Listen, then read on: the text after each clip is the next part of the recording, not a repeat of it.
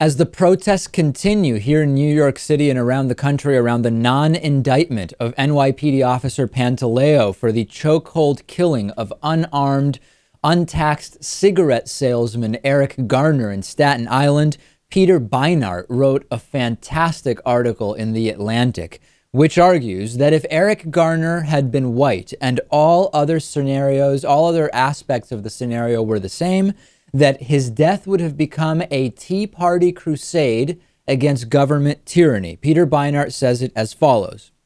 Imagine that Eric Garner had been white. Imagine that he'd been living in Idaho. Imagine that law enforcement officials who killed him had been federal agents. His death would be a Tea Party crusade. Think about it. The police hassled Garner because he had a history of selling untaxed cigarettes. It's the kind of big government intrusion that drives Tea Partiers nuts. One of the events that helped launch the Tea Party, in fact, came in January of 2009, when activists from Young Americans for Liberty donned American Indian garb to protest the soda taxes proposed by then New York Governor David Paterson. Garner responded to being harassed with a statement of "Don't tread on me," anti-government defiance. Quote, "I was just minding my own business. Every time you see me, you want to mess with me. I'm tired of it. It stops today." The Garner case bears some resemblance to that of Cliven Bundy, the Nevada rancher who this spring prevented BLM agents from impounding his cattle after he refused to pay government grazing fees. Garner refused to pay taxes on a product that in a libertarian paradise, anyone would simply be able to sell: cigarettes. What just a fascinating and relevant comparison, Lewis.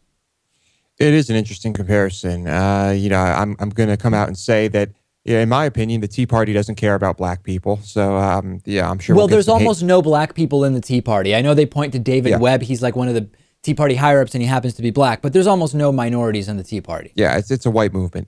It is interesting. Of course, this is assuming the story got the traction it deserved if he were white. And then that's a question of what would have happened in that case. Yeah. Yeah, and I'm not sure.